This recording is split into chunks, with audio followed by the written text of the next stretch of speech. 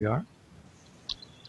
Hello, everybody. Welcome to episode 4 of the State of Legacy with our usual guests, Farah and Julian.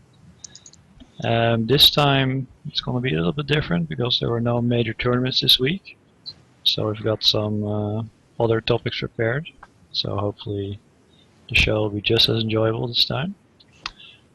So first we're going to talk about what we have been up to this week.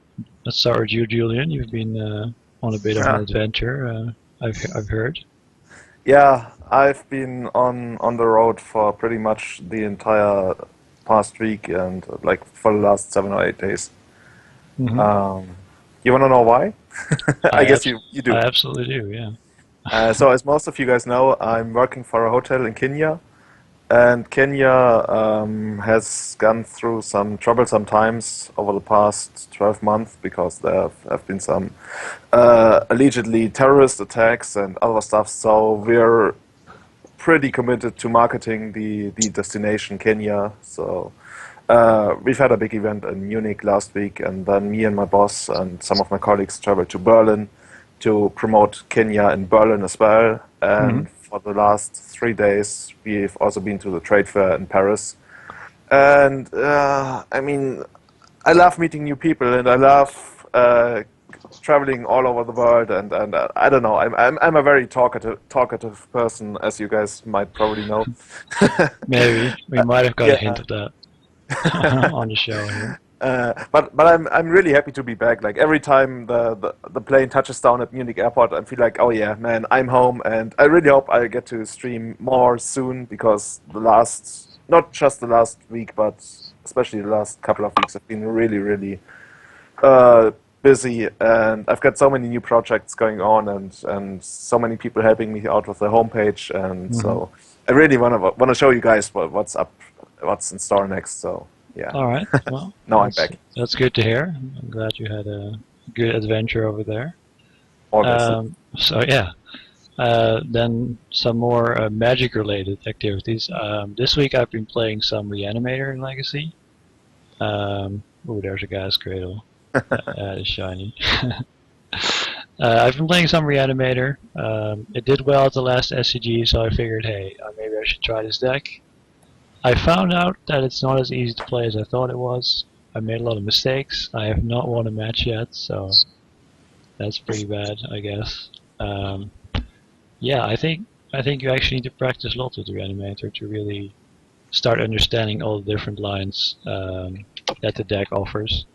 And I'm not quite there yet, so yeah. If you're looking to pick up Reanimator for a tournament soon, make sure to practice because the deck is not easy. Alright, Mark, and then you've been playing something different this week, a blue-red deck. Well, Yeah, what's that about?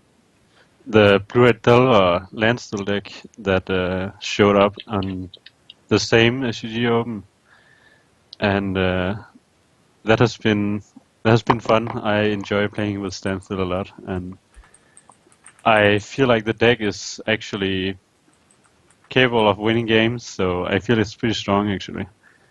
Playing a turn 1 Delver, flipping it, and then jamming a Standstill is something that most decks really don't want to see. So. Right. And Factory Beats is as strong as ever when Miracles is popular. Yeah, so this is like two decks that has Standstill but not Aether Vial. Do you feel like that hurts the deck, or is Delver just another one drop that kind of fills the same role? That's an interesting question. I think that Delver fills the role very well, but Ethervile is certainly stronger than Delver with Standstill. But the deck is just it only plays how many creatures? Let's see, it plays 9 creatures, so it's not super often that you will have a 1-drop that you can play on turn 1 and follow it up with a Standstill. So you have to play into your factories sometimes, and they also like fill the roles of those early beats. Right. So just for those that don't really know this deck, it's a blue-red Delver Stencil deck that has Like, is that the only way to win, like Delver and Factory, or are there also Planeswalkers involved, or what kind of deck are we? The creature base is as how I've been playing it. I've been playing with 4 Delvers, 3 Grim Lavamancer, and 2 Tuning Nemesis. Mm-hmm. And then there's the 4 Mistress Factory, and the mana base is a little problematic sometimes. I had to make some changes to the deck list. I added another land to the deck list, and then I added 4 Ponders because you had too many hands that just was Didn't not do able anything. to get there. Yeah. All right. So then let's move on from that. So we've been trying some new decks. Like, we're always looking to get experience with more decks in Legacy. That's something, like, if you want to get really good at Legacy, you should eventually kind of play every deck, because not only will that make you more knowing about what those decks do, but it also helps you when you play against them. There's something you obviously mentioned before on the show. But yeah, definitely broadening your horizons by just playing all the different decks in Legacy is really, really helpful to improve yourself as a player. Okay, so then we're moving on because there is a pretty big tournament coming up, Grand Prix New Jersey. Julian, do you know anybody that might be going there? Probably. If I didn't know anybody, at least I would have a flight to New York. So, Oh, you yeah, would? Okay. I'm going. I'm definitely going, and I'm taking some of the Europeans with me. I guess they're actually taking me with me because I think it was Philip Schiniger who first kept pushing the idea of sending over some Europeans to Grumpy, New Jersey. And Mark and I have joined him, and right now we are 5 people from Europe heading over in November, also for SCG Richmond. So it's gonna be the adventure of, I don't know, I don't want to say of a lifetime, but it's definitely gonna be something big. Definitely gonna be a big adventure. So how many people are you going with exactly? Right now it's 5, but I think Wenzel Kropman also talked about maybe joining us, so it might be 6. All right. And have you figured out where you're gonna be staying yet? So we are splitting it for the first week, or at least for the first 5 days. We are going to stay in, I think it's called Edison in New Jersey, pretty close to the GP. And I think if you want to go there, you should really book now because it has been announced that the Grand Prix is going to be pretty huge. And Yeah. after that, we are relocating to New Jersey, to New York. I'm not sure if you're going to Manhattan or Brooklyn or some other place. But we're looking at using Airbnb and Felix from Denmark. You might know him as playing probably the most expensive pimped out land stack of all times. He's trying to get us a nice apartment. And yeah, I mean, you only go to New York so often in your lifetime. So when you go there, I think you You do it should. right. Awesome. Yeah, you do it right. That's the right way to say it. Yeah. That's yeah. And then we're Well, traveling down to Richmond to play in the SCG Open. There was some talk of if I do well in the Grand Prix, I might play some Troll deck or something in the. Oh, it wasn't your stream yesterday, actually, in the Richmond Open. So something involving Farm of the Dragon. And a friend of mine from Norway even suggested buying me a dragon suit. So I could wear or put on the dragon suit every time I get Farm of the Dragon to play, and I'm not sure if I'm gonna do that.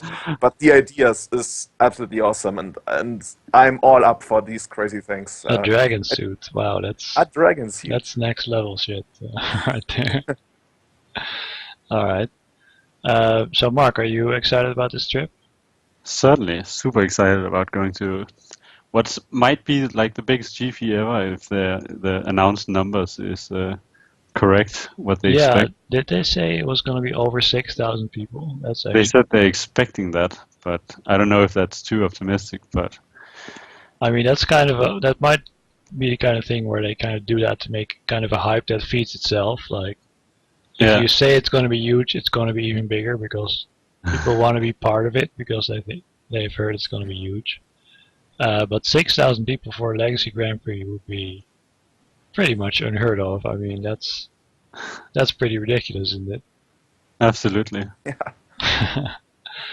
So if you have a field that big, 6,000 people, like what do you what do you even expect? How do you metagame that? What do you expect in a format where there's so many players?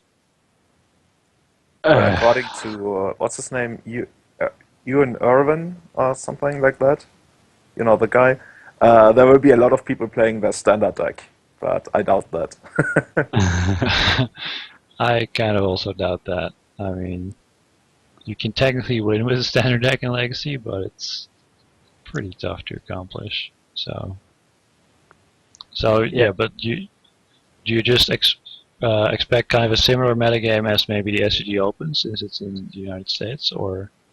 I don't know Or if you can actually go in and expect to play against certain things.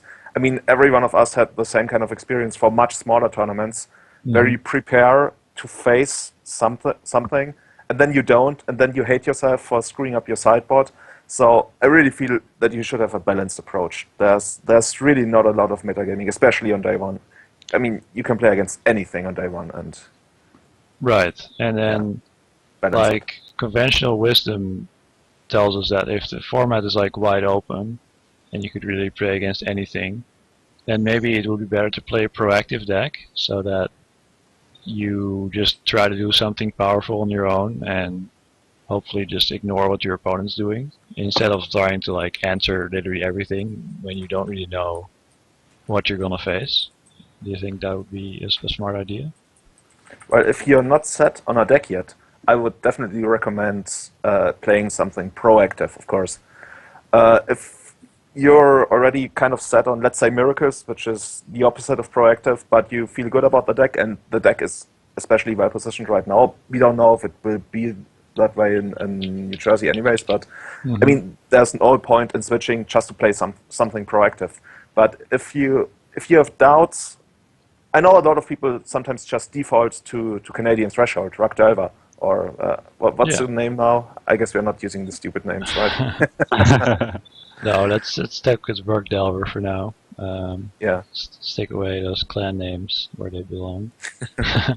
Yeah, I mean, a lot of people obviously have pet decks in Legacy that they're going to play no matter what.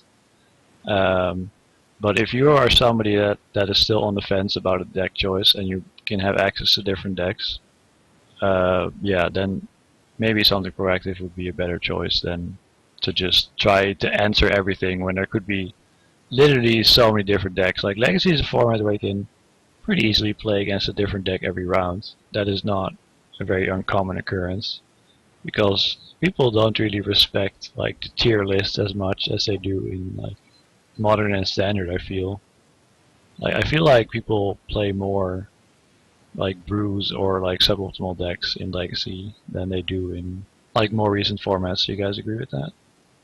Absolutely. Like goblins and enchanters and what else is gonna be played a lot? 12 posts. 12 posts. Gothic Enchantress. Pox is another one of those decks that's like Stifle Nord. Yeah. Well, Stifle, I haven't seen Stifle Not in a really long time. I saw it at GP Paris, and it's just being hated out by Abrupt Decay. Yeah. They cannot beat Abrupt Decay. It's like you have to do something crazy, like play 4 Misdirection main deck and hope for the best. And obviously that's not really a viable. And then you traded Misdirection, Pitch, and Stifle for a single Abrupt Decay. Well, yeah, well, hopefully they just died at 12-12, but yeah. Yeah. If they have a second decay, you probably can't possibly win, so. I mean, it's high risk, high reward, and there are better decks if you want to go that route, I guess. Yeah, I mean, Goblin Charbelcher comes to mind if you just want to hope your opponent doesn't have anything. You might as well win on turn 1, right? Like, why wait until your 12-12 kills them when you can just kill them in the first turn? Alright. So then, let's see. So I kind of wanted to ask you guys, I want to start like a new thing here where we're going to do like top 5 lists of things related to Legacy. And this week we're going to kick it off with just the top 5 decks in Legacy. Like, what are the 5 strongest decks in the format right now, in you guys' opinion? Mark, you want to start? That's difficult. I would start the list off with Miracles. and then I would probably say Buck Delver and that's really hard to pick top 5 decks. Let's make it a little Elves. easier. They don't need to be in the exact order. Like you don't have to say Yeah. which one of those better. So just the 5 Yeah, strongest decks in no particular order. I think probably if I had to. Now I don't have to do it in order, right? But Okay, but if you Miracles and Elves, I think, is the 2 strongest decks, and I Alright. think Buck Delver is pretty strong. I think that the last couple of phases belong to something like Reanimator, Sneak and Show, or Storm, something like that. so yeah, a combo deck, I guess. Yeah, Sure, just One of write the good ones. Gristlebrand or Grizzlebrand, the Dark Ritual combo deck. Underground Sea. Yeah, Underground Sea combo deck. No, but which one of those three? Underground Secret. Like you mentioned I like Storm, Reanimate, and Show and Tell. Do you think any of those 3 is like the strongest one right now, or are they all like pretty much equally strong? Well, it just depends on which opponent they get. Like, Sneak and Show seems better against Miracles than Reanimator, in my opinion, and Storm is better against. I think it's better against Buck Delver and Elves than the other 2 combo decks. Right. Like, Reanimator is slightly stronger against Elves, but it's weaker against Buck Delver, I think. hmm So, and I mean, your favorite deck, Death in Texas, is that in the top 5, or is it not I'm as strong? afraid that it cannot really be top 5 when Elves is so strong right now. Right. But I would like it to have a spot there, but I'm just trying to be a little modest about the Texas too. Sure. Okay. So I guess, but yeah. So you think that Reanimator is the strongest? I'm not sure. Or are all the combo decks equally strong? I think they're about equally strong, to be honest. Right. So these 2 slots are taken up by 3 decks in your list, I guess. Yeah, it's a very So- difficult list to just make up. Yeah, I agree. All right. So we'll write Gristlebrand as number 4, and then we'll write Storm as 5, I guess, to round out your list. Julian, do you have kind of the same Yeah. opinion, or is your list going to be different from this? To me, there's 3 distinctive best decks. I don't want to call them best decks, but you know what I mean. So for now, let's call them best decks. That's Miracles, Elves, and probably Shardless Bug. And after that, I have a hard time deciding. Like I still can see Death in Texas being a good choice for the GP. Because there's Elves, but there's also 5,000 other players, and it provides so many opportunities to outplay your opponent. And I feel like, especially for a GP, that's something very, very, very that you should rate very highly. So, if you're talking about the GP or top 5 legacy decks in that way, I would probably include Death in Texas, and then, well, it could be Buck Delver. I think Buck Delver is very strong. But it can also be like what I call the deck that you're not prepared for. So usually there's always something that you feel soft to. When you construct your sideboard, there's never really this kind of feeling where you're like, okay, whatever I face, I'm very, very prepared. There's always a soft spot. And I can see some kind of combo deck, maybe even a Reanimator being there, even though there's like this kind of thing that I was told, I think 5 years ago by somebody, when you go to a GP, people will always have graveyard hate. Maybe they don't have a lot of hate for Storm, but they will, like all the newer players, they will have graveyard hate. I don't know if that's true, but I can very well see that, so maybe it's not Reanimator in 5th place for me, and it's probably Buck Delver, even though I feel like there should be some other kind of combo, but it's probably Buck Delver to me. People always having graveyard hate is definitely something that also lines up with my own experience. I don't know why. Maybe it's because losing to Dredge feels so horrible that once it happens to you once, you never really want to happen again. Or maybe it's just that people don't really know what to play, so like, alright, I'll just play 3 Grafdigger's Cage, because, well, why not, right? I Can't could you? even see Painter in like close to fifth place, but I haven't had enough experience with it. But it's not the worst. Like for me, it's like a solid sixth or seventh pick. But before Painter, I definitely rank some of the combo decks. Either Sneak and Show, if you find the right choice of alternative plans. Like a lot of people have been running through the breach, and maybe that's good. I could see that. Yeah. Yeah, or as Mark mentioned, some kind of underground sea combo. So it's the fifth card. The fifth deck is kind of a wild card in your opinion. That kind of depends on what people are prepared for and what people are not prepared for. Is that your It, point here? and yeah, I would probably lean towards Bugdelver though. Yeah, Oh, you would lean towards Back Tower, but yeah. it could be a combo deck like Dredge. Could it even be Dredge, or do Uh, you think maybe, Reanimator? maybe not Dredge, but I think Reanimator is inherently stronger than Dredge. I think Dredge is probably the most overhyped deck to ever exist, if I can say that. And it's never been like tier one hyped, but always considered like close to tier one by a lot of people, and I think that's just wrong. It's never been better than tier two, anyways. But let's not argue about that. So it's either Sure. Bugdiver or any kind of combo. Well, what if we Except just for say that your third deck is just Bug? It could be either Shardless Bug or Bug Delver, But and I've heard then a lot of Miracle player complain about actual bug control, like we saw through during the mental misstep area.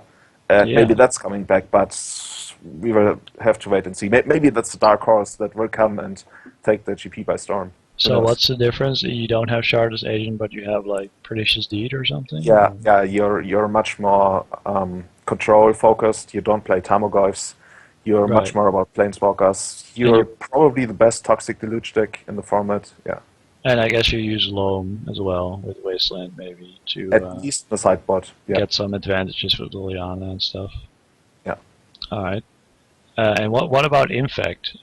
Speaking of dark horses, do you think that's anywhere near the top five? Because in the past episode, you guys have said that it might be better than Delver in certain metagames. So, do you still feel that way, or do you think people are more prepared for Infect right now?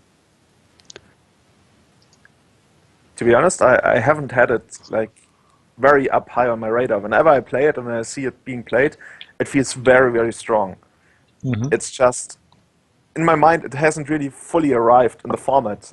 It's kind of used to be the flavor of the month, and if it actually establishes itself as a deck that gets played a lot, I mean, I have a hard time seeing that because it's such a strange odd deck. But overall, like we talked about yesterday, last week, it's kind of it employs the same principles as a Delver deck, and as such, is always a solid choice. So All I right. would definitely rate it very, very highly. All right, yeah. I mean, it's obviously like asking for the top five is really hard because there are clearly more than five tier one decks in Legacy, and I mean, a top 10 would probably be more compelling for the format as a whole. But I just want to, make it a little harder for you guys. Just go for just the top five. Like it's obviously very close. Like the number six is not even super far behind. Like number one, probably. Well, with one being Miracles, it's probably a bit behind. But yeah, these decks are pretty close in power level. Alright, so my top five, I guess, would be, well, I am gonna have to say Miracles. Especially with Doctor Foundry, I feel the deck is extremely strong. Just want to put that out there. Play Doctor Foundry, guys, it's the real deal. Yeah, I mean, I guess I gotta respect Elves. I think Elves is proven to be consistently good. Even when people try to hate it out, it doesn't work. It's still here. They can sideboard in ways that get around the hate and still put up very strong finishes. I'm just going to say Delver as a whole. Rock Delver has been putting up the best results, but I think there are a lot of skilled Rock Delver players because they've been playing the deck for so long that the deck can definitely still do well, even though it's fallen kind of like in the shadow of Bug. I think Rock Delver is still quite excellent as well. Um, yeah, this might just be a personal preference of mine, but I think Storm is still very strong. And I think if you're a skilled Storm player, you can beat any of these decks in the top 5. The Miracles matchup needs practice and a good sideboard, but I've been able to win it most of the time, so you can too. I'm convinced if you put in the So a work. good Storm player should definitely be able to do that, you mean? Absolutely. I mean, I've played a lot of Storm, so I guess I just have an edge there, but it really just comes down to sideboarding the right cards and knowing what matters in the matchup. And then as my number 5, I am also kind of in doubt. I mean, on the one hand, I feel like Show and Tell is still ridiculous, but it hasn't been putting up results, so I'm not sure if it's still. I'm just gonna say Gristlebrand. I think Gristlebrand is still the most powerful creature in the format, and whether you're reanimating it or Show and Telling it, or maybe even Shallow Graving it, I think it's still a respectable deck in Legacy. That definitely belongs in the top 5. Alright, well, there you have it. You can see it on your screen now, our choices for the top 5 decks right now. So yeah, obviously these are just opinions. Take them with a grain of salt. They are clearly based on mostly our personal experience, so could definitely be different for someone else. Alright, so given that we think these are the top 5 decks, what would be a strong choice to play if you could play any deck? Like if you could wake up tomorrow and you magically have perfect play skill with whatever deck you want and you have all the cards foiled out, because why not? Like, That's what would you wild. play? What would you play if you, like, setting aside your personal favorites here, like what would be the best deck in your guys' opinion to if you're looking to top 8 the GP? I think Reanimator Miracles I would choose. You're just gonna stump everyone who is not super prepared for the GP if you're playing Reanimator, and if you have Miracles, you have such a good opportunity to put yourself in a position to win basically every matchup. And that's just the problem with Miracles, that you can get screwed by someone playing a deck that is very good against Miracles, like 12 Post or Goblins. So that's not as easy with Reanimator. There's not really any decks that are completely insane against Reanimator. I think, like, maybe it would be Death in Texas, but even then you are pretty well equipped to beat that, especially after sideboard. You have definitely a chance. Mm-hmm. So yeah, I think Reanimator or Miracles I would choose. What do you think, Julian?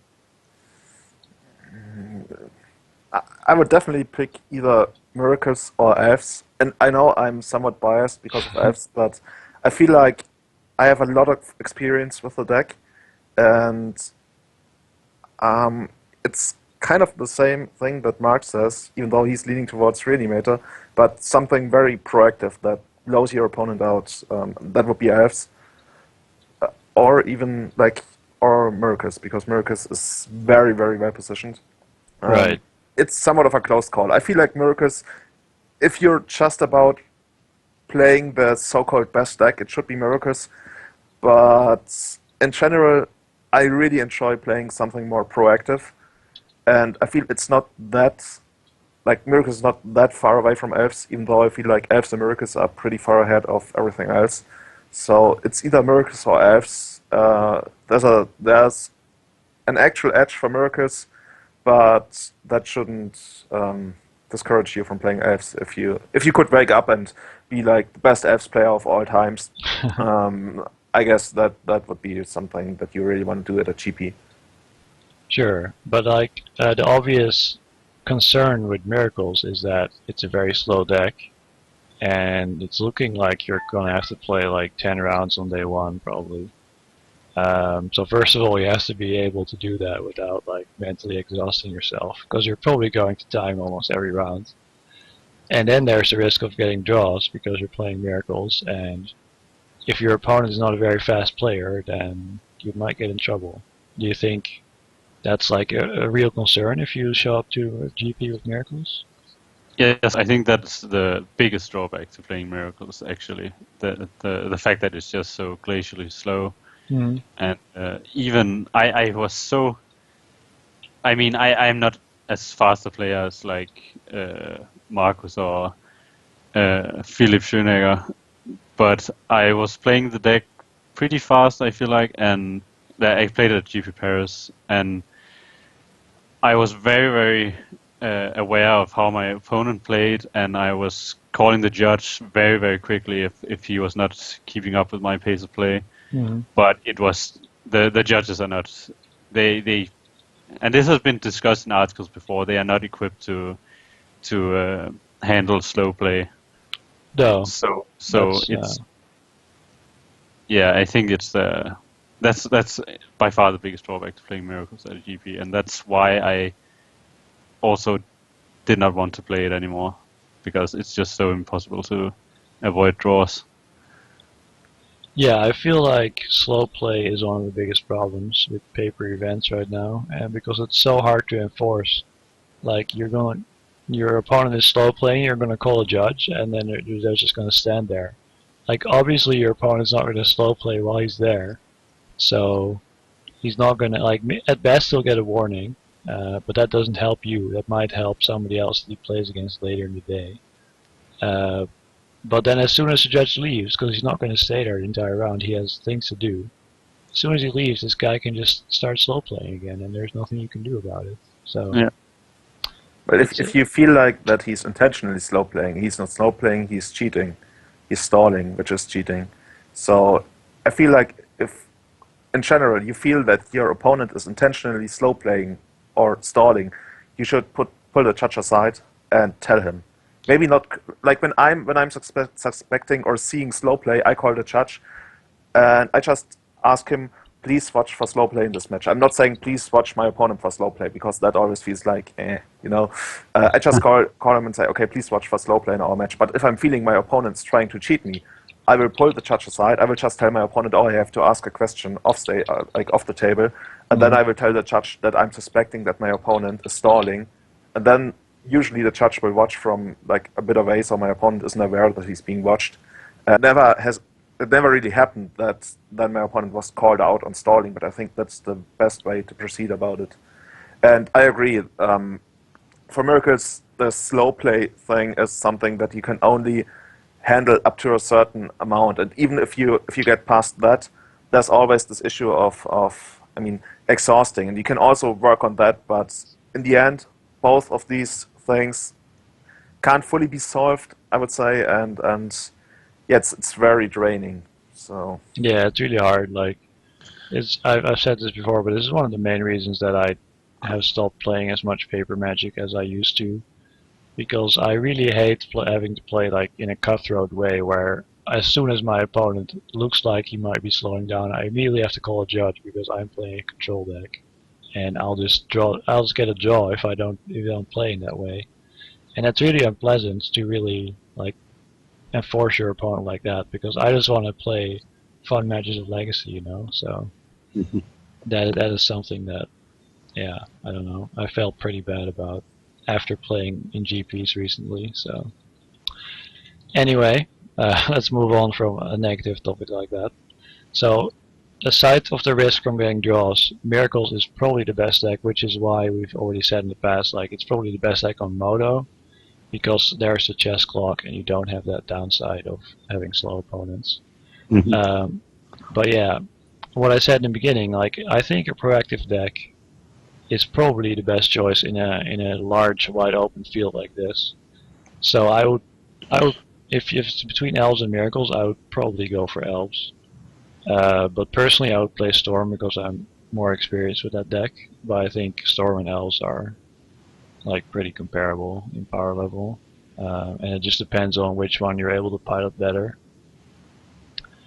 Yeah, we also like to hear from you guys in the chat. If there's anyone going to the GP and you already know what you're going to play, feel free to share that with us so we can get some extra sideboard cards against your dredge deck.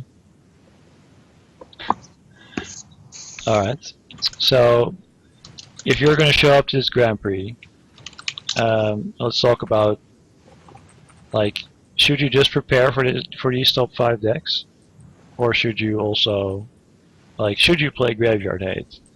Let's start with that. Do you guys think it's worth it to play Graveyard Hate? I think so, absolutely. Like against just Tarmogoyf decks too, it's like, at least for me playing Death and Taxes, it's very important for me to have Graveyard Hate for those decks as well to take out those threats. And if you have some versatile Graveyard Hate like Relic of Virginitas and even Rest in Peace is pretty versatile, then I would recommend playing that. There's always people showing up with Dredge as well.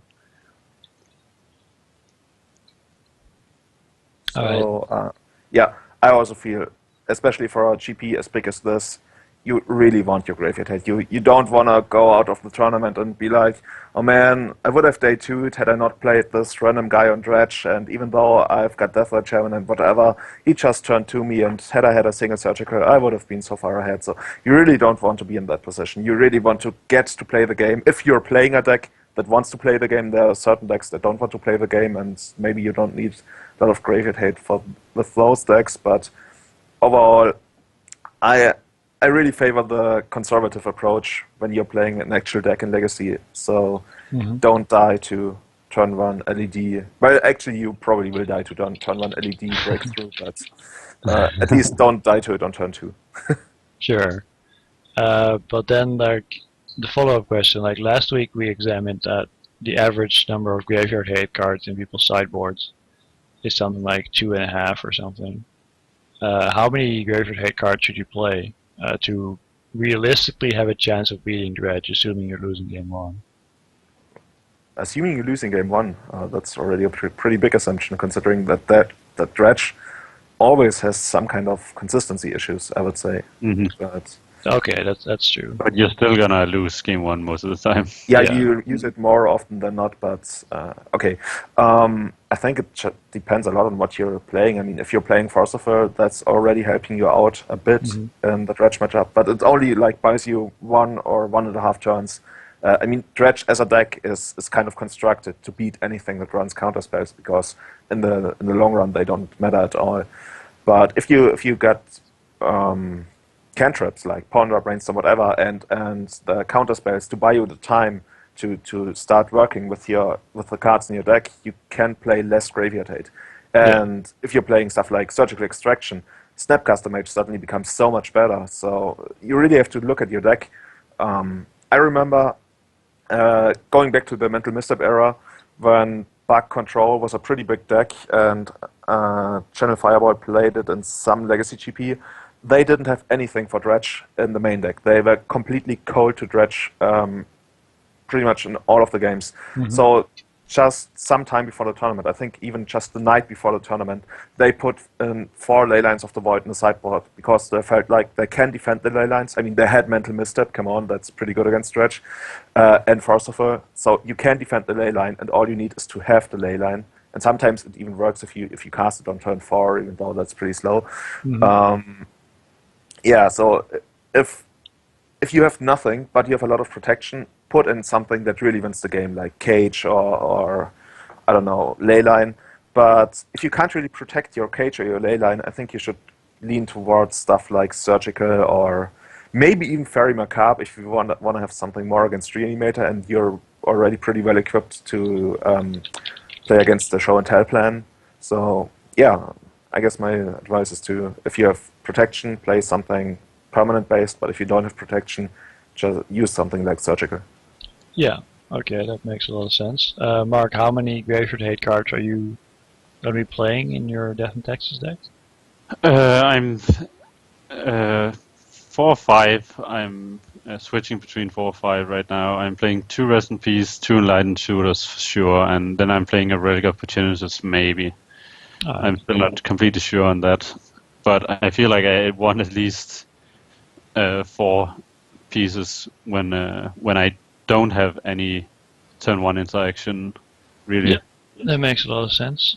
Alright, well, this sort of segues into another topic that we're going to talk about this week, which is sideboarding. Julian, you already kind of had some really good points there, and something that I picked up on is that you have to like determine like what kind of deck you are and what your matchup is like, and then you can figure out like, what do I need? Do I need a card that just can just win the game on its own, like Lay Down the Void, or do I just need to like slow them down with maybe a Surgical Extraction or a Relic of Progenitus? And that's really like the key to sideboarding is figuring out what you need to swing a matchup. Sometimes you just need a little bit of help. Sometimes you need a lot of help. Like if your Elves matchup is bad, you could sideboard in 2 Disfigures, which is, well, that's a pretty decent card against Elves. You can kill something. I really hate it. Honestly, I really hate this figure. Yeah, I mean, but it's not gonna win you the game. It's just gonna help. It's just gonna slow them down. But maybe you want Perish instead, because Perish can actually is just a single card that can actually win you the entire game if it comes at the right time. So if your Elves matchup is truly terrible, then you're probably more interested in a card like Perish. But if your Elves matchup is already like pretty close, then maybe having something like Disfigure, which is not as narrow as Perish, it can come in other matchups too. Maybe that's like better for you. Mark, have you considered splashing Perish in Death and Taxes?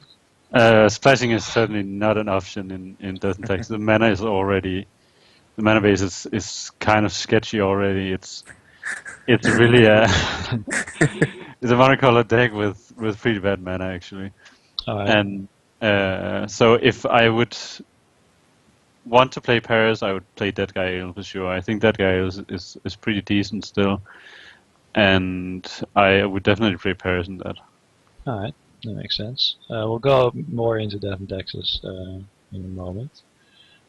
So then another, like there have been a lot of articles about sideboarding in the past, and something that's like interesting is, do you sideboard against the deck you're playing against, or do you sideboard against the player? What is your guys' opinion on that? Or sometimes you just sideboard against a completely different deck. I once sideboarded Submerge against Goblins because they're green, but I don't want to talk about that.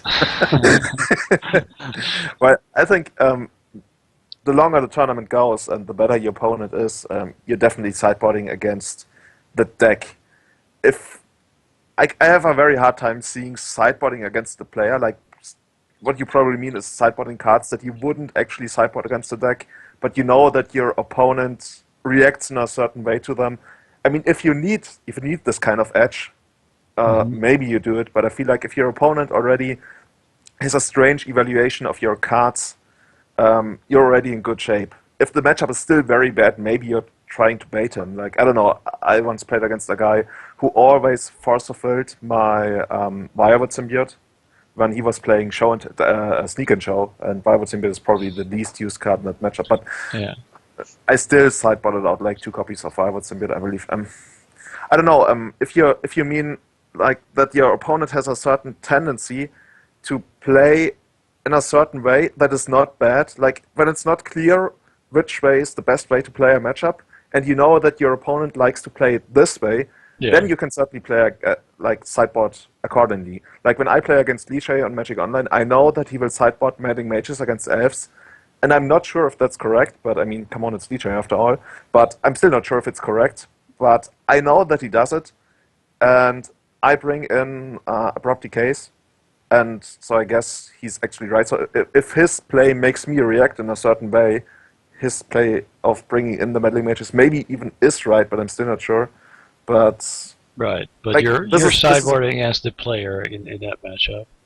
Definitely. Also, when there are some Miracle guys who sideboard out Counterbalance against Elves, and I know these guys, and when I'm playing against them on Magic Online, I'm not bringing in my Abrupt Decays, even though that's kind of risky because they could just keep the Counterbalances, but they stick to it and they sideboard out the Counterbalances, and I know these guys, and in these situations, I'm not going to sideboard in the Abrupt Decays.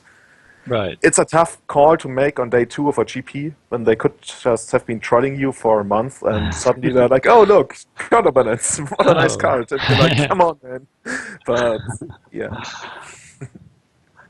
Yeah, I mean, I was actually going to bring up a an example exactly like that involving Abrupt Decay and Counterbalance, because Counterbalance is pretty much the only Abrupt Decay target in the Miracles deck.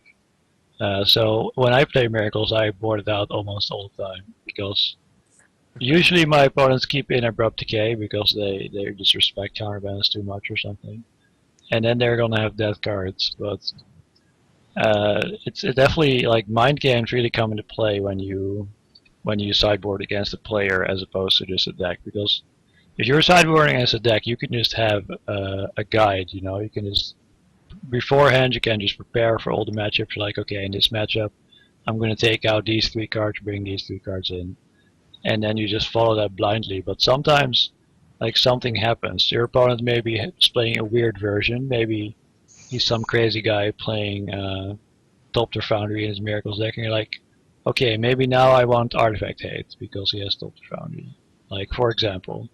So if you just blindly follow your sideboarding guide, you're not always going to be right when your opponent maybe has a different list. Maybe he plays it in a different way. I don't know, Mark. Do you have any thoughts on this?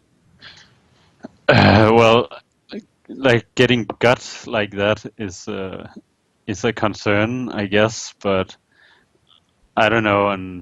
On like game day 2 of a major legacy GP, I don't know. I think that sticking to a sideboard guide is pretty solid All right. thing to do, and it's hard to play around everything. So I mean, trying will probably not pay off most of the time. Right. So yeah, that brings another point up considering sideboarding. You guys have already kind of mentioned you should not try to beat every deck in the format because you only have 15 sideboard cards. You probably need about 30 sideboard cards to really get a good matchup against everything. That might not even be enough, but you gotta just give up some matchups. Like, if you play 3 sideboard cards to bring a matchup from like 30% to like maybe 50%, maybe not even 50%, then it's probably not worth it. So, like, unless you expect that deck to show up a lot, sometimes you just gotta gamble. Like, to top 8 is 6,000 player GP, you need to get insanely lucky. So, why don't you just like take some risk in your sideboarding? Just say, okay, I hope I never play against elves because I don't have anything against elves, but I'm really well prepared against Delver and Miracles. Like, maybe you just gotta take that risk and make it so you just if your pairings work out, then you can actually make a run. Yeah, I like that much better than trying to prepare for everything. Right, but a lot of sideboards that I see are always like, very safe sideboards. It's like, it's checking all the boxes, okay, do you have Graveyard Hate? Yeah. Do you have something against Elves? Yeah. Do you have something against Miracles? Yeah. Like, checking all the boxes, but it has like 1 or 2 cards against everything.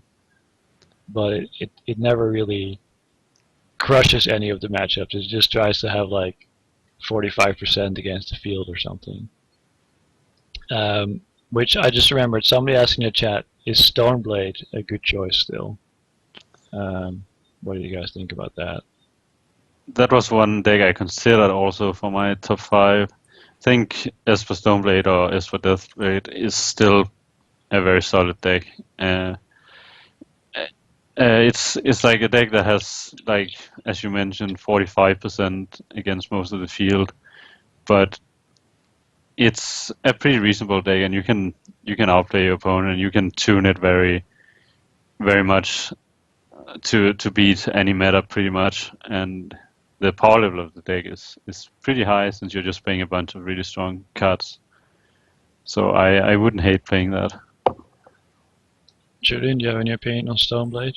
Well, as Mark mentioned, it's the 45% against anything deck, and I would feel very comfortable if it was about day 2ing with it, because it's a very well-rounded deck overall, and yeah, so if you want to go for day 2, or if you for some reason enjoy the deck, you can definitely play it, but it feels like there's still something missing to it. Even though it used to be probably one of the best decks in Legacy, it's kind of trailing now because of Abrupt Decay and Deathfire Chairman in itself is a stronger strategy, and well, I don't know. I mean, it's definitely not a deck I would feel bad about playing, but it's also not a deck I really want to be playing. Right, yeah, I've played actually a lot of Stoneblade in the past, but right now I feel like if you want to play that deck, you should just play Miracles with Stoneforge Mystic in the main deck. Like I feel like that's just kind of a stronger version of Stoneblade. Obviously, it's not as proactive because you only have a couple Stoneforges and really no other creatures or no GT plans or Nemesis or whatever. But the control package of Miracles is so much stronger that giving up a little bit of proactiveness just to have like the Miracles and the counterbalance package and stuff, I feel is worth it. But putting that aside, I do think that Stoneblade is still viable. And if you play super well with the deck, you can probably be like 50% against everything. But it's still like it's one of those decks where you really have to draw the right cards for the matchup. Like you have like a couple counter spells and a couple removal spells and a couple discard spells, but if you draw like the wrong half of your deck against like a combo deck or against like elves, then you're just gonna lose. So I don't know. Unless you're super good at drawing brainstorm, I would not play that deck. But Well, you have the option to play 4 ponders in the deck as well, and that's. I mean, it's kind of like the Jund of the of Legacy, but you have access to card selection, so I feel like it's less of a problem drawing the wrong half of your deck. I think more of the problem with the deck is that the clock is so slow. yeah, I agree with that. Like even if you draw like Thoughtseize into like Force of Will or whatever, you're probably not going to kill them before they find like a Pass in Flames or Or you could Shadow always play Baneslayer Angel. You could play Baneslayer It Angel. it it kind of used to be a tech when we were preparing for GP Ghent in 2012. Miracles versus Esper Blade was always shaky and it could go either way. And especially when Esper Blade brought in stuff like Baneslayer Angel, they really, even though it sounds kind of stupid, it was really a trump card. It was a really strong card. Like it sat there and well, maybe you can -1 chase it for all the time, but it's still, well, I don't know. I think you can tune Esper Blade to beat Miracles, and that's something that's very appealing, I guess. Yeah, that's true. Like actually, the last Legacy GP I played Esper Blade, and what I did to beat Miracles was to play Top to Foundry, which I do all the time. But hey, I mean, Miracles really can't beat Top to Foundry, and like you're already playing Ponders and Brainstorms and Stoneforge Mystics to find Sword to meet.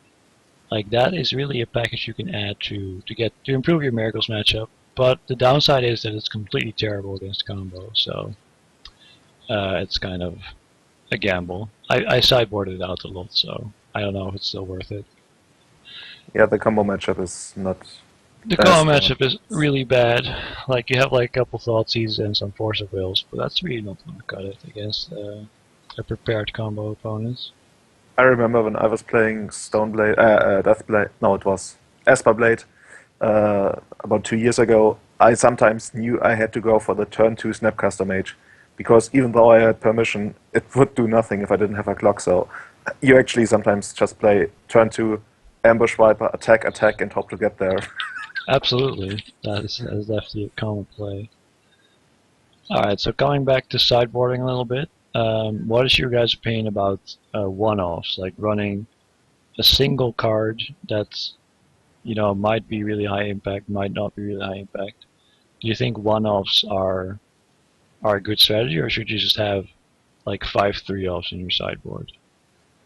There's There's several different sides to that. There's like if you have a tutor package, like in line tutor package, then playing one-offs is obviously fine.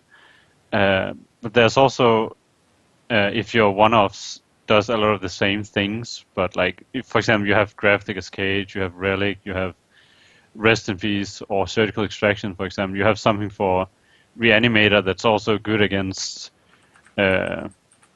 Dredge in Surgical Extraction. You have something that's good against Dredge, which is also good against like Rugdell, for example, in Relic of Genesis. You have so you have Graphic Cage also good against Reanimator, dredge and elves, so you have a number of one-offs that cover different things, but all do like a little bit of the same. So I think that's fine to have to play one-offs like that.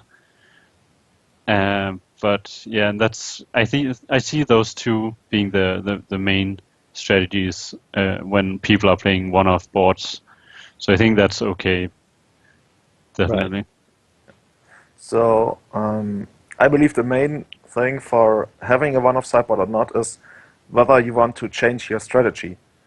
Because if you feel like this is a certain matchup and I have to kind of change my strategy in a certain way, then you're probably better off playing more cards because it helps you actually switch or change your strategy for the matchup. But when you feel like you just need a tactical advantage, like have some more equipment or some kind of unexpected removal spell or whatever, then playing lots of one-offs is actually pretty interesting because whenever you're just making tactical changes, you're usually not sideboarding a lot of cards. So having lots of one-offs gives you a lot of tactical flexibility. And yeah, having all the fours pretty much commits you to using these cards in a certain matchup. So I very much like one-off sideboards in proactive decks that don't want to change their strategy. You don't see me playing a lot of one-offs in elves because the weak matchups are actually the ones where you have to change your strategy. Right. You will not raise Storm unless you have some dedicated disruption. You will not beat Miracles by just having some tactical edge of, I don't know, drawing one more card per turn or whatever. Like you need something against them.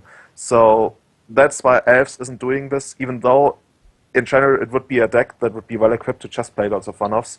The only problem about it as well, like another problem, is that it doesn't play a lot of cantrips. So Yeah, finding your one-offs is definitely something that's important too. Like you if remember you're Gabriel?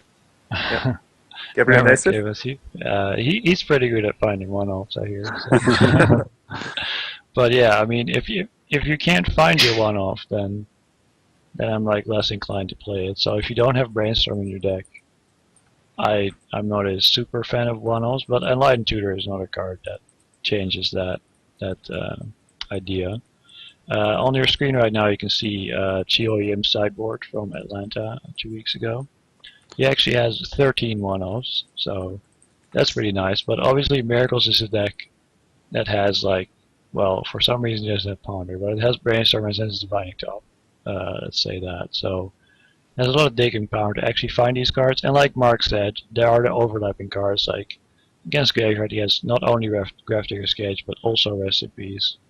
No Relic of Fortantis, but I mean these cards that like fulfill similar roles, but they're just different cards, is actually quite strong. Like if you play against Dredge and your sideboard is 4 Grafdigger's Cage, then if they draw an Ancient Grudge, you're probably just dead, because that even beats, like, well, depending on when they come down, but hey, you can't dredge into Ancient Grudge, obviously, but I mean, if you have an enchantment and an artifact and maybe a surgical as Graveyard Hate, that's really hard to play against. But if you just have artifacts, then they can just have a single reactive card for that. Another similar thing is to have like counter spells and discard, and then maybe like Meddling Mage against a combo deck. Those are all different angles of attack that really pressure the combo opponent to have different kind of answers, which is really hard. When you play a combo deck, you don't really want to sideboard because you make your combo plan weaker. So if you have to sideboard for counterbalance, force of will, well, you don't really sideboard force of will, but you still have to beat it, or maybe Flusterstorm and Meddling Mage, and maybe even Late Night of Sanctity. Like, who plays that card? Like, if there's different cards like that, then the one-offs can be really powerful, because maybe your opponent will just lose. Maybe he didn't bring something in against Rest in Peace or against Meddling Mage. Anyway, those are some random ramblings. Speaking of sideboarding in combo decks, let's look at a Reanimator sideboard here. So what is the difference between sideboarding with a combo deck and sideboarding with a not combo deck? Well, in combat decks you often have like you have a very strong game plan that you need to make sure is still coherent and effective after board. So you don't want to dilute your deck too much. So I feel like that's just the main point about boarding in combo Right. decks. Yes. But also, like, you're not really bringing in answers for your opponent's deck, but you're bringing in answers for their answers. So that's kind Exactly. of a different thing there. But this is another thing where elves really shines, because elves can actually dilute their deck and still win because they have creatures that can attack. Julian, do you feel like that's a big advantage for elves, that you don't have to combo every game, whereas something like Reanimator or Storm does need to combo? Yeah, yeah. Uh, I think I've even said that after sideboarding, I feel like I'm winning about 50%, maybe even more, of my games by not comboing. If you won't count the random value glimpse for like 2 or 3 cards as a combo. Mm-hmm. Yeah, F's Alpha Gem, because it gives you so much reach, has a very strong plan of not having to combo, because there are very potent options against the Elf's combo. The best of which probably is Grafdigger's Cage. So Elves has kind of this luxury of sometimes boarding in 8 cards, maybe even 15 against Miracles if you have them, but I'm still not sure about if that's correct. But yeah, Death Ray Gem for me is the single card that puts the Elves' alternative plan over the top. Even before, you had this plan of just attacking with insects and shamans and druids and not care about any elves interactions, and it was okay. But Deathwatch Shaman really puts it over the top, and I've been saying it countless times. Deathwatch Shaman plus Quirion Ranger over the course of 2 turns, if you're willing to give up land drops, will be 12 damage, and that's insane. Right, yeah, and you mentioned sideboarding 15 cards against Miracles. A deck like Storm or Reanimator, if they sideboard 15 cards, they're going to have a really big trouble to actually win the game, because they're going to have to sideboard out so many combo pieces that are actually pretty crucial to the deck that it's just not doable. So as far as sideboarding goes, that's definitely something that Elves has, yeah, kind of an advantage. But here you see this Reanimator sideboard, like, it has answers to answers, so it has Show and Tells against Graveyard Hate, it has Pithing Needle against things like Karakas and Deathrite Shaman, and it has some kind of different monsters for different matchups. But it's really, I don't know, it's like a double reactive kind of thing, where you react to what your opponent's doing by bringing in your own reactive cards, if that makes sense. But yeah. Then let's look at Infect. Let's look at the Infect sideboard. Now, Infect is a deck that is relatively fast with certain draws, so that means it gets to, at least in some matchups, it gets to ignore what the opponent's doing. So that, like, what are you really looking for in a sideboard out of Infect? Like, you can see the sideboard on your screen now. Grafdigger's Cage tells me that Reanimator is probably faster than Infect, but we kind of already knew that. But for example, Krosan Grip, what do you guys think of that card in Infect? I think it's a pretty expensive card to play, but you need it to deal with Jitter probably. Like, you have Nature's Claim as well, but Trojan Grip against Jitter or against Counterbalance is pretty good, I suppose. But I'm not sure about it.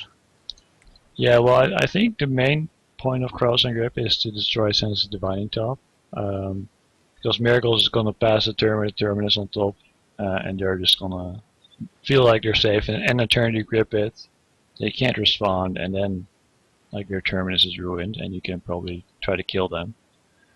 But of course, it's a really expensive card, so I Well, like.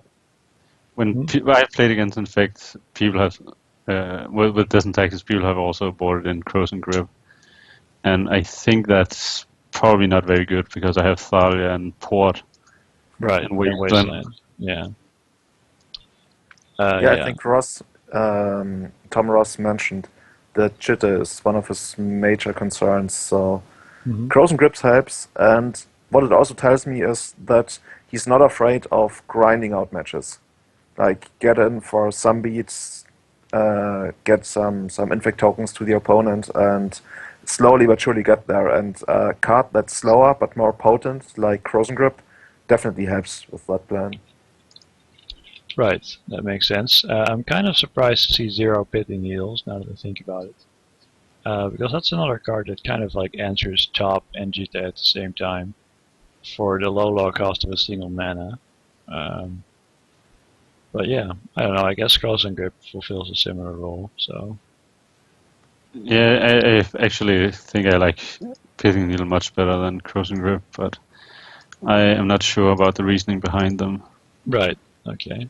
Yeah, I mean, obviously we didn't make these sideboards, so we can only guess at why they're constructed in the way they are. I just wanted to show a couple sideboards of different archetypes to give you guys an idea of what they look like. Alright, then we're going to look at Mark's newest Death and Taxes list. We're going to go a little bit more in depth on Death and Taxes. And yeah, let's bring up the list on the screen here. So you mentioned you made a change involving Sarah Avenger? Yeah, I just cut one of the 2 Council Judgment main and added Sarah Avenger instead, because there has just been not enough Tuna Nemesis online or even equipment to justify playing 2 Council Judgment main. So I'm not doing that anymore, and I'm not sure about what I'll do at GP Jersey or SCG Richmond, but I think that I probably want to make this change. Now I've tried 2 Council Judgment for a while, and sometimes it is a problem that sometimes you just want a creature instead. Right, yeah, I mean, you do need to be killing your opponent at some point, so you need creatures for that. But going back a bit to the beginning here, like, if somebody is new to Death and Taxes and looks at this deck list, they might think that this is kind of like a white weenie aggressive deck. But what is really the game plan of Death and Taxes, in your opinion? The game plan of the deck is it's a creature control deck. It's like a prison deck, and the plan is to really disrupt your opponent's game plan enough and slow them down so that your mediocre beats can get there. So like even against Stalwart decks, you can shut down. You can use that they're trying to have very few lands, so they have a lot of spells that they have a lot of cheap spells that they can use, and they have Ponders and Brainstorm. They can really quickly deck for an answer and stuff, and then you have Thalia to stop that. So suddenly they're stuck with like 2 cantrips in hand or something, and have to spend several turns trying to find an answer for Thalia or something. Or just the fact that they have to spend an entire turn pondering for a lightning bolt and another entire turn lightning bolting your Thalia means that you're disrupting the game plan enough that you can take over the game with Sarah Avengers and Stone Forges and stuff like that. So the thing about Death and Taxes is to just disrupt your opponent enough that your tiny white creatures can get there. Right. Okay. So I hear that mana denial is like very mana important. denial is that's plan 1 against as plan A against like Almost most everyone. Yeah. Almost everyone.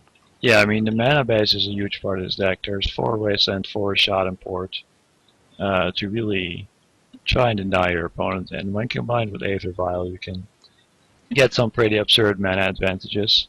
Absolutely. Would you recommend this deck to a newer Legacy player?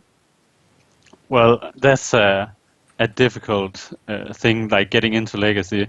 So I mean, I recommend pretty much anything if it fits your playstyle, because you're not going to pick up a Legacy deck and just start winning with it immediately. There might be a few exceptions to this, but as we talked about in another episode, that's not like the Belcher guy and stuff. We don't have as much enthusiast for those decks and as we have for other decks. But sure, I'll recommend it to a new player. Just be prepared to lose a lot in the beginning, but that's true for pretty much every legacy deck. And eventually you'll figure out all the lines and tricks you can do with this deck, and you'll be able to put yourself in a good position to win in a lot of matchups. Alright, so talk to me about Flicker Wisp, because you have said that if Flicker Wisp had Flash, it would be banned in Legacy. Those are some pretty strong words. But luckily, half the time it does have Flash because of Aether Vial. So, talk to me about how important this card is to the deck, and what are some of the cool things you can do with it. Oh man, Flicker Wisp is so insane. It's like generally the best card in the deck, I would say, the best creature in the deck. Maybe that's Thalia, but like against some decks Thalia is pretty bad. But Flicker Wisp just always does work, and I never bought Flicker Wisp out. And so like some of the tricks, most of the tricks you can do with Flicker Wisp is against miracles. Actually, I found it like end of turn you can flicker their top, and then they cannot miracle a terminus in your turn, and you can flicker your stone forges to get up to fetch up another equipment. You can flicker your guys in response to removal, and you can there's a ton of tricks you can do with. I wrote a lot of tricks you can do with Flicker Wisp somewhere, and see if I can find it. I guess you can flicker Aether Vial to reset it. Yeah, that's something you can do as well. Yeah, something I see you do a lot as well. It's just Something untapping your super land cute. for a port, basically. Yeah.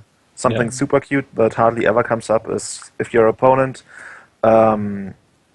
spins his top, like he uses his top to draw at you during your turn, and you're expecting either Entreat the Angels, or let's say no, you're expecting Terminus, and his only land is a fetch land.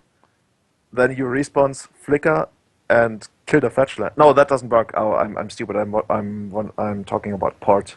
Because with port, you can actually then tap the fetch land and respawn to the top, and then he doesn't have mana to pay for Terminus, or doesn't draw Terminus. But that's not Flicker Wisp. Well, you can Flicker flip. Wisp can't do No, anything. that actually That works with works. Flicker Wisp. Yeah. If Really? you try to blink the fetch yeah. land, they have to respond, and then Yeah, I was distracted. I thought it was momentary blink, but yeah, you're right. So I had the right idea, but I just expressed it wrong, I guess. sure, no problem. we got what you meant there. Yeah, those are some pretty cool tricks, and even just flicker Wisp from your opponent's germ token in a Battle Skull mirror can really swing the race. And then conveniently you have a 3/1 flyer, which could be equipped by a Battle Skull shortly to deliver the beats. I've won my fair share of games with Vendilion Click equipped with Battle Skull, so I assume that Flicker Wisp does a similar job when he's equipped with a Battle Skull. Have you been able to find your well of Flicker Wisp knowledge, Mark? I can't find the list right now. I wrote an article about how to play. It doesn't take, or most of the article at least, and I cannot find the article right now. It's really sad. Alright, well, if you find it later, I'll just put the link in the VOD description so that people can still read up on some Flicker Wisp lore over there. Something a friend of mine recently did during a tournament was he activated his Stoneforge Mystic and then used Vial to flicker the Stoneforge Mystic in response. And then I was like, okay. That doesn't really work. No, and he was like, oh fuck, you're right, that doesn't work. So he kind of placed it to flicker. It's not. It's sometimes confused with Restoration Angel, but that's unfortunately not the case. Something cool. Would it be better or worse if it flickered right away? If what? If the Flicker Wisp just immediately returned to play, would it be better or worse? I think it would be worse. For example, something I have done a lot too is make my opponent's Deathbite Shamans have summoning sickness for an extra turn. Like in your end step, put in Flicker Wisp and then flicker the Deathbite Shaman. Then they can't use it in their turn, and they cannot use it in your turn again. Right, or just like upkeep blinking out their If land you or upkeep it, something. then they can use the Deathrite. Right, but they can't cast Sorcery Seed spells. Yeah, that's true. If you're just like doing it to mana denial, then that could still work. So something cool you can do with Flicker Wisp too is something I used in a Winamax in Sweden. I had 2 Flicker Wisps, so I Flicker Wisp my Flicker Wisp, and then in the end step I Flicker Wisp my other Flicker Wisp, and that way my opponent couldn't sorcery speed Wrath my board, and it turned out that he did have Supreme Verdict, and so he had to Supreme Verdict just 1 Flicker Wisp away, and then the other one came back in his end step and then killed him in 2 turns. So when you have 2 Flicker Wisps, the things you can do also gets super interesting. Double the fun, double the Absolutely. wisp. That's pretty cool, actually. All right. So, and like, how important is the equipment in this deck? Do you feel like it's not? You're saying that Stoneforge is not the main plan. It's not the main plan, but it's a finisher. It's a way to put the game away. A lot of the times, or some of the time, you have flyers, so you can win without Stoneforge. But if you just have a draw with Revokers and Thalias, that's gonna be trumped by Tarmogoyf. So having some equipment to get through is really nice. So like a lot of your creatures are not very impressive on their own. So if you can put some equipment on it, it's super good. Yeah, just a way to make all your little idiots kind of relevant in the mid game, I guess. Would be a way to say that. All right, so how ashamed are you of the mismatching Caracases in this list? I'm super ashamed of playing. Also, I think I'm playing like Theros planes and stuff, but I might have to take this list down from the screen because that's.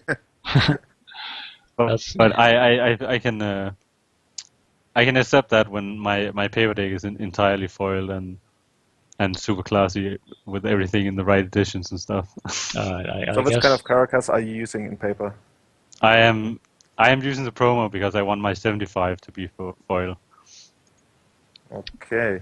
So that's a judge foil? That is the judge foil, yes. That looks pretty nice.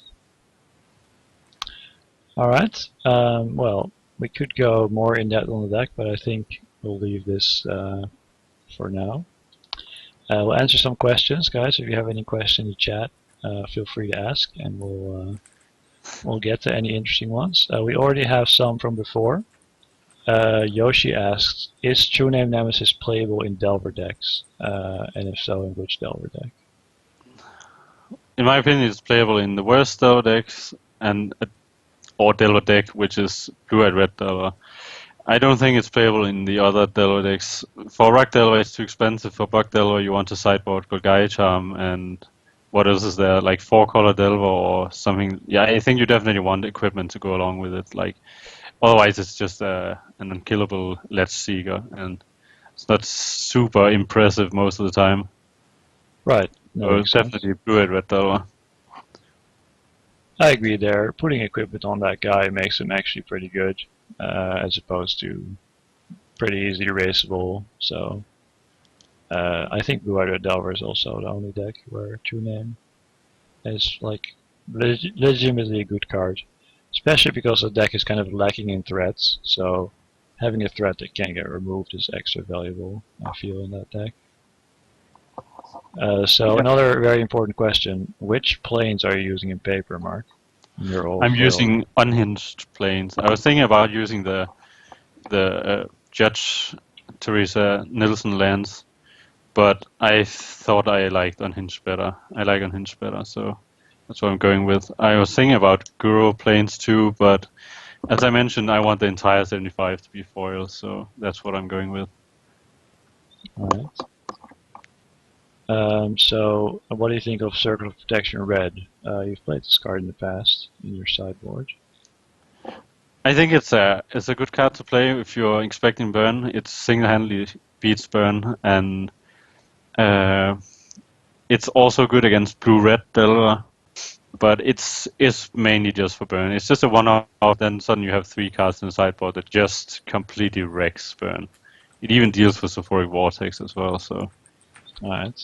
Julian, do you think Notion Thief is a good sideboard card? Yeah. I feel it's a good card to get the upper hand.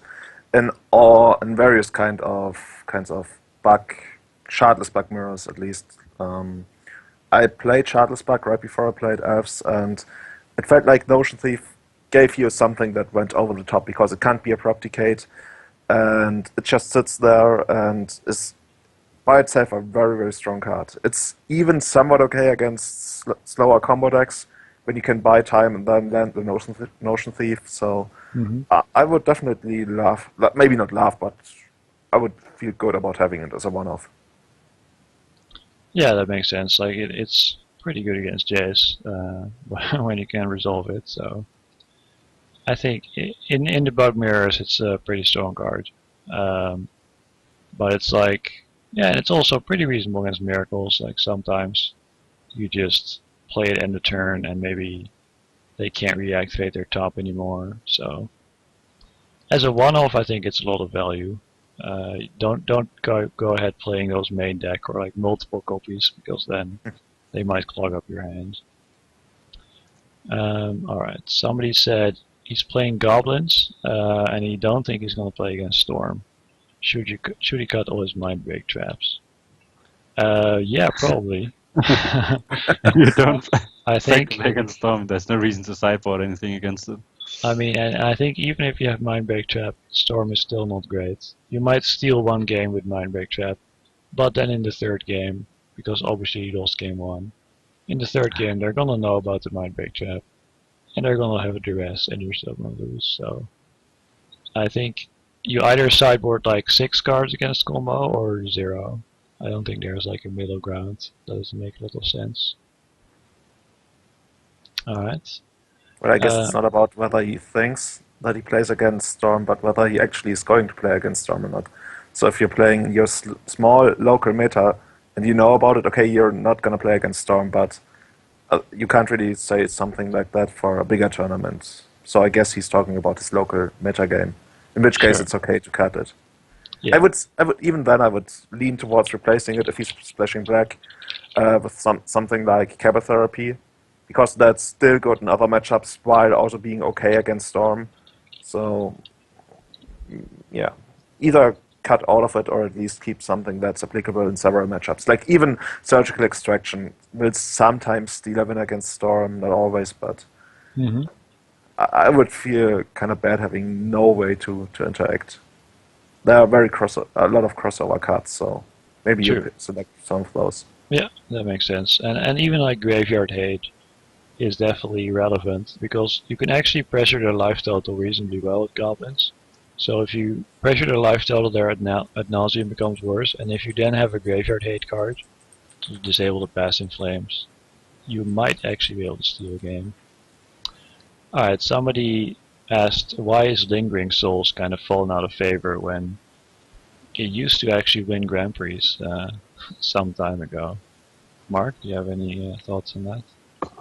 That was already addressed by someone else in the chat, and I think they were right that the -1/-1 effects that came with True Nemesis is just makes that card not playable. And True Nemesis in the decks that won Lingering Souls, it's like it was played in As for Deathblade, and then some decks that like what's it called, the black white red bombardment deck. It was played in that too.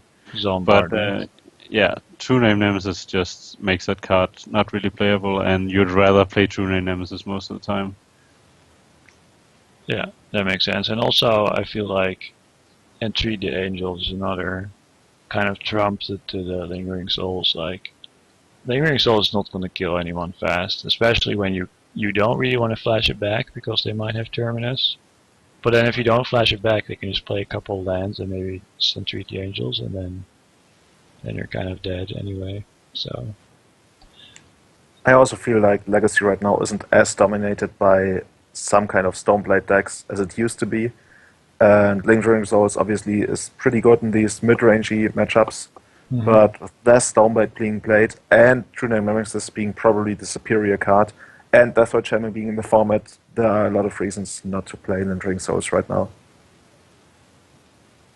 that makes a lot of sense. I feel like you said, like Stoneblade is not as dominant anymore. So that alone already makes the card a lot worse. So somebody asked Mark, when is Leylines gonna take over the metagame? When main deck Leyline of Sanctity and Leyline of the Void is just completely game breakers, and I feel like they are okay right now, but not really worth main decking. Right. So, not yet is what you're saying. Yeah, not just, All right. not ever. Not ever, man. No faith in the Leylines. All right. Another question from earlier.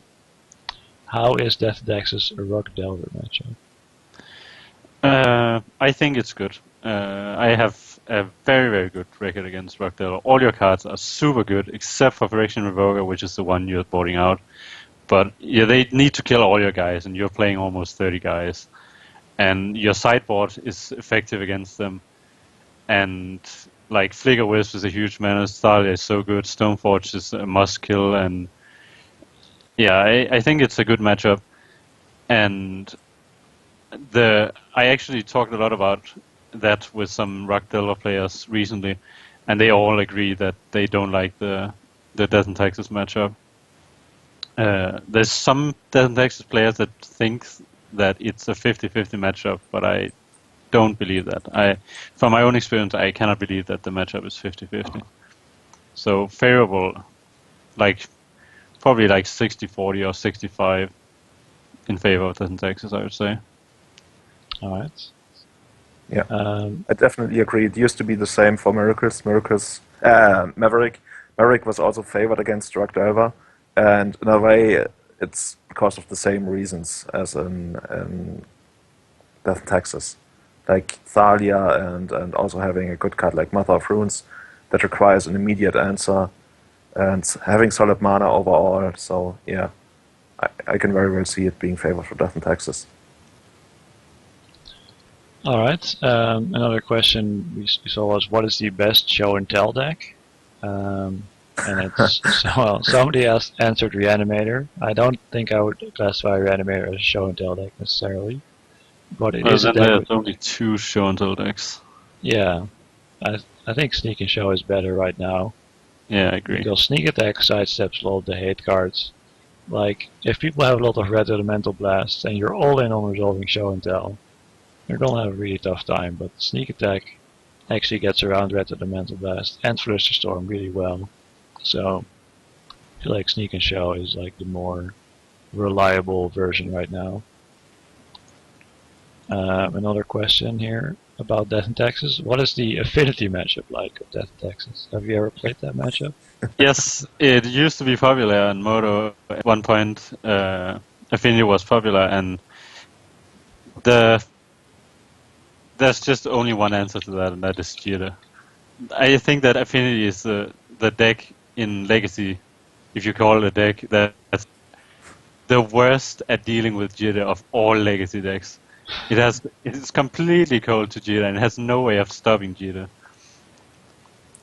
So I would say that the Death and Taxes matchup is very favorable because you are going to draw Jira a lot of the time. Would you count killing your opponent on turn 3 as stopping GT? Or? Well, that's extremely unlikely. I know. Especially against all those flyers we employ. Alright. A lot of good questions, guys. I'm afraid we won't be able to answer all of them, but I'm trying to get most of them. So, somebody else asked. So, why is High Tide kind of bad now? Is it just because of the counterbalance miracles matchup, or are there other reasons why High Tide is bad? It's too slow. Right, that's pretty much it. It also loses to too many things. Like discard is really good against it. Fast clock is good against it. Counter spells are reasonably good against it. So I don't know. Yeah. Combined I think with the biggest reason is still miracles, because the appeal of High Tide is that you only need 2 cards to practically go off, and that's High Tide and Time Spiral. And after resolving those, it's